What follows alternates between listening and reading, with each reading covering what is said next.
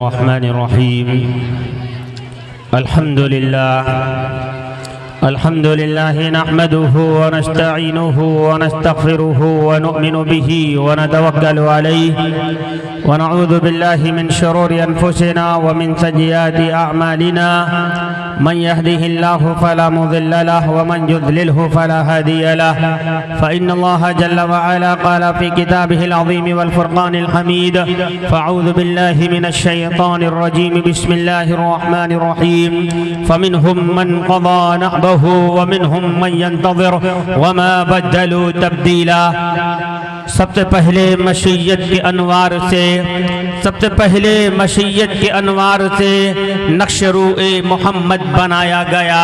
سب سے پہلے مشیت کے انوار سے نقش روئے محمد بنایا گیا. پھر اسی نقش سے مانگ کر روشنی بزم کون و مکان کو سجایا گیا. وہ محمد بھی، احمد بھی، محمود بھی، ذات مطلق کا شاہد بھی، مشہود بھی. وہ محمد بھی، احمد بھی، محمود بھی، ذات مطلق کا شاہد بھی، مشہود بھی، جس کے دامن میں جنت بسائی گئی، جس کے ہاتھوں سے کوثر لٹایا گیا. جس کے دامن میں جنت بسائی گئی، جس کے ہاتھوں سے کوثر لٹایا گیا.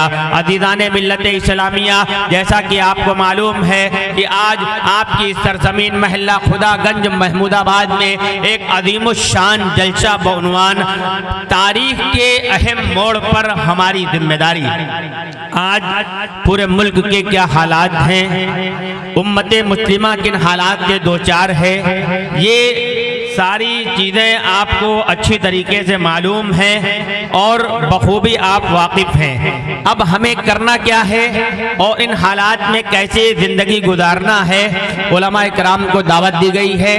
لکھنؤ کی سرزمین سے آپ کے علاقے میں تشریف لا رہے ہیں حضرت مولانا عبدالعلیم صاحب فاروقی دامت برکاتہم العالیہ کے فرزند ارجمند حضرت مولانا عبدالباری فاروقی دامت برکاتہم، اور ہندوستان کا وہ نامور مقرر، پورے ملک ہندوستان میں اپنے لیکچر اور اپنے خطابات کے ذریعے سے جانی پہچانے والی شخصیت پروفیسر مولانا آدم مصطفیٰ صاحب فیروز آبادی، لیکچرار فیروز آباد انٹر کالج، ہمارے بھی تشریف لا چکے ہیں. آپ کی محمود آباد کی سرزمین پر حضرت تشریف لا چکے ہیں. فیروز آباد جو آگرہ کے قریب پڑتا ہے، کم و بیش 350 کلومیٹر کی لمبی مسافت طے کر کے حضرت مولانا آدم مصطفیٰ صاحب تشریف لا چکے ہیں محمود آباد میں. اس لیے جہاں جہاں تک میری آواز جا رہی ہے، میں تمامی احباب سے گزارش کر رہا ہوں کہ آپ لوگ کرسیوں پر بیٹھ جائیں. باضابطہ پروگرام شروع ہوا چاہتا ہے. حضرت قاری فہیم الدین صاحب ندوی دامت برکاتہم العالیہ، آپ ہمارے جامع مسجد کے امام و خطیب بھی ہیں اور عیدگاہ کے آپ امام بھی ہیں. ہمارے لیے بہت ہی قابل احترام ہیں، لائق صد احترام ہیں. ان کے علاوہ ہمارے جو علماء کرام تشریف لا چکے ہیں، میں ان سے بھی مؤدبانہ گزارش کروں گا کہ آپ لوگ اسٹیج پر تشریف لے آئیں.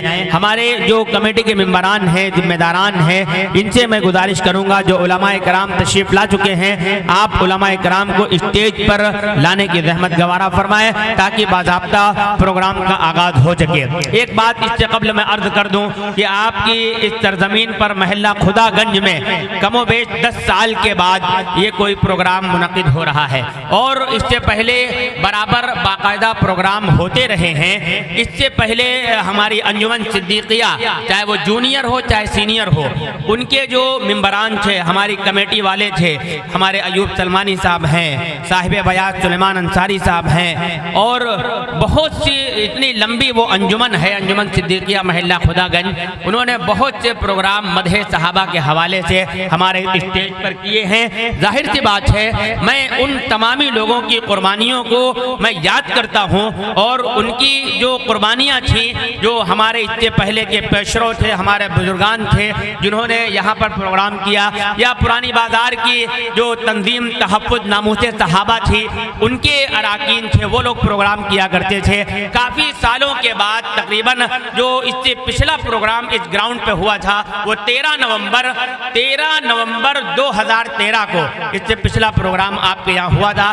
اس سے پہلے کوئی بھی جتنے بھی پروگرام ہوئے اللہ تعالیٰ جو لوگ ان ایام میں اس دنیا سے رخصت ہو چکے ہیں اللہ ان کی مغفرت فرمائے. جو لوگ موجود ہیں اللہ ان کی عمر دراز فرمائے, ان کو مقبول ترین اعمال کی توفیق عطا فرمائے.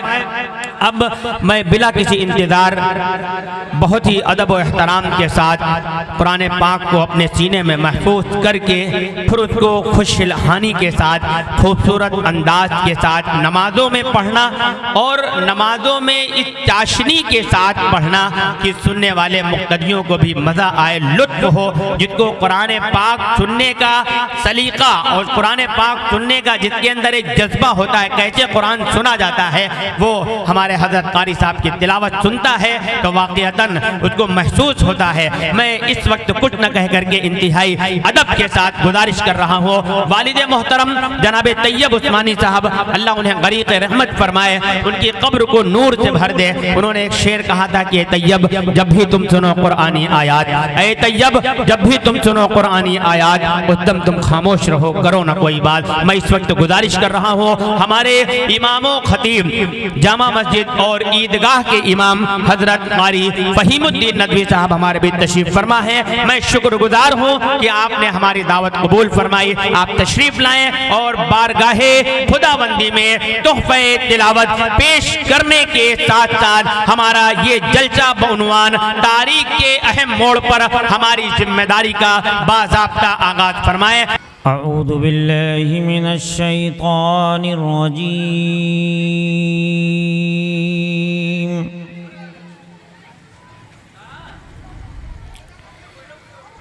بسم اللہ الرحمن الرحیم.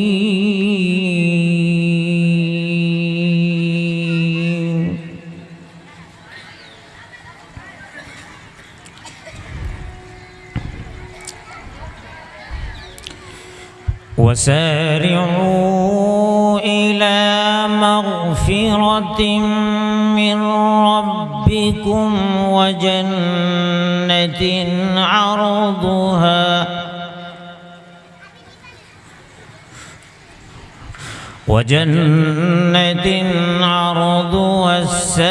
السماوات والأرض أعدت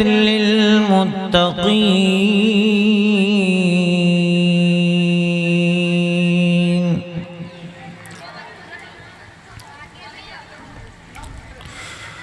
الذين ينفقون في السراء والضراء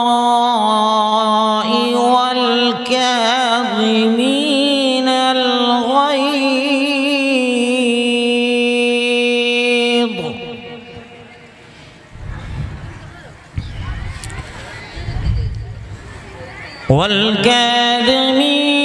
الغيظ والعافين عن الناس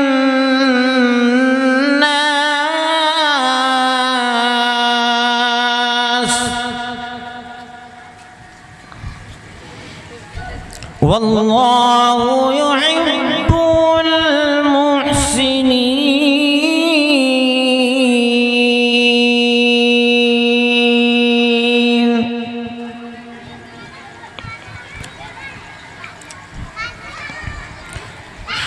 والذين إذا فعلوا فاحشة أو ظلموا أنفسهم ذكروا الله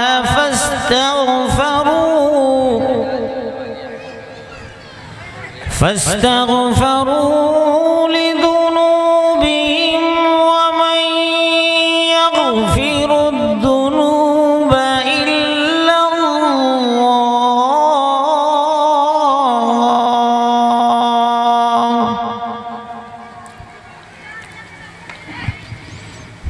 ولم يصروا على ما فعلوا وهم يعلمون.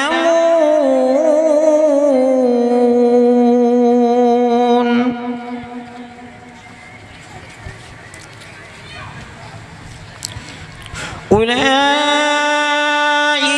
جزاؤهم مغفرة من ربهم وجنات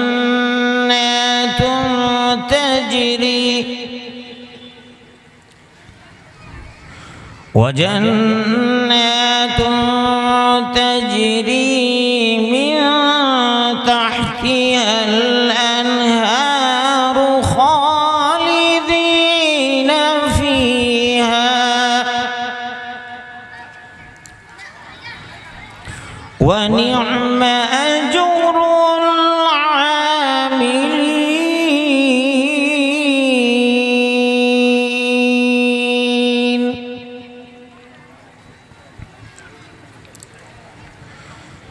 قد خلت من قبلكم سنن فسيروا في الأرض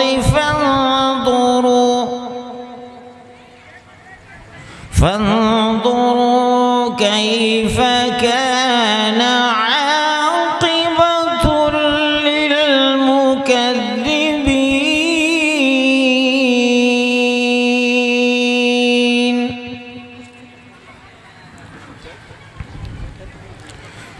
هذا بيان للناس وهدى وموعظة للمتقين.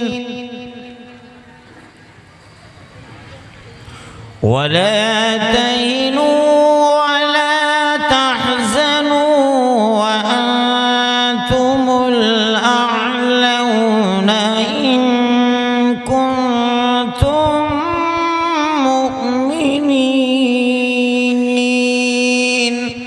صدق الله